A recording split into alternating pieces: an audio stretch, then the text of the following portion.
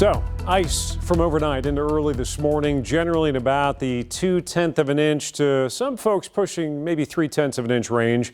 That's enough to solidly encase your car in ice. If you leave it parked outside, bring down weaker tree limbs, cause power outages, and as well make for some generally hazardous travel. Here's some of the numbers as they've come in this morning. Lexington, 2/10 of an inch. That's exactly what I measured at my house when I left earlier this morning.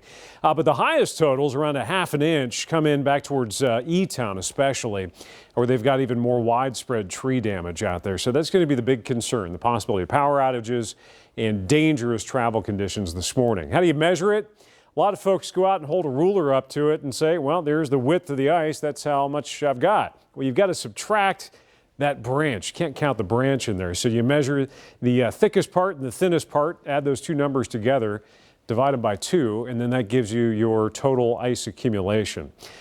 So it is definitely potentially hazardous to get out there. In fact, Amy Renee King via Twitter said, oh, she's not going to venture out to measure any ice. And then she showed me a picture of her icy driveway. That's probably some good advice. And then Chris Justice shared this via Facebook, and it's just a quintessentially Kentucky ice storm picture. We get them every time we have an ice storm come through here, that frozen net. Some folks commenting it's kind of our season in a nutshell.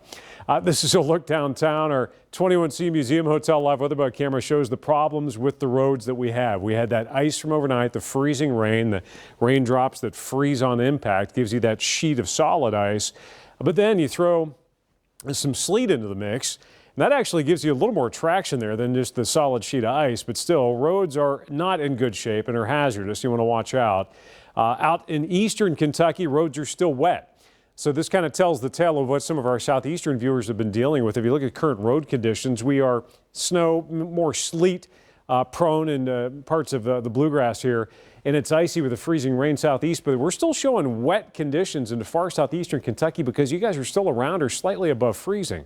But look what's sagging south. It's backing off here, but we've got this light mixed precipitation dropping into our southeastern counties. So our southeastern viewers that haven't seen so much so far overnight will later on today as another round drops in from the south, or pushes in, I should say, from the southwest.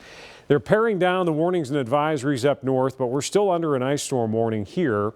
And the future track shows that renewed shot that I was talking about. You can see it developing. So the possibility of some additional light freezing precipitation, some sleet on the back end of it. You see how it's trying to kick over to sleet and snow there. But that's 11 o'clock today. So we don't really shake this precipitation throughout the entire LAX 18 viewing area until later on this afternoon and this evening when that batch finally pushes east. Now, it doesn't take much to seriously mess up the roads into our southeastern Kentucky counties, all those back roads, the mountain roads, those windy roads, a lot of them not paved. You just got to watch out because any bit, just a little thin sheen of ice, a few hundredths of an inch, a tenth of an inch can cause all kinds of problems on those roads. So use extreme caution while you're driving today. The future track shows the moisture generally backs off, but even into the weekend, we're not done yet. There's an indication that we could see some light freezing precipitation trying to set up Saturday. It's overnight Friday into Saturday morning. You can see a little bit of moisture trying to creep in from down south. Any additional accumulation that we see ice-wise today is going to be primarily southeast. We may see some additional very light stuff, freezing drizzle here. But southeastern counties, you're in the range of maybe a tenth of an inch or two of ice from freezing rain, and then there's the potential for a little bit of extra snow into our far eastern counties. I don't think folks are going to see much of that. 22 degrees. It's cold out there. It's 32 in Somerset. Check out Harlan. You were just in the 40s last time we threw this up there. Now you're down in the mid-30s. So that colder air is working its way southeast along with that moisture.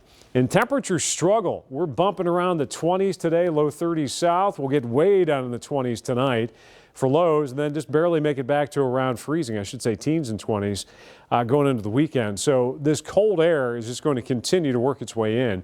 And it's only going to get colder as we go through the weekend, and the potential for some Arctic air starts to work its way into the picture, just to keep it interesting. So for today, freezing drizzle, sleet and flurries, pretty light stuff here in the bluegrass, but we'll have that more widespread, heavier precipitation into our southeastern counties. Tonight, mostly cloudy and cold.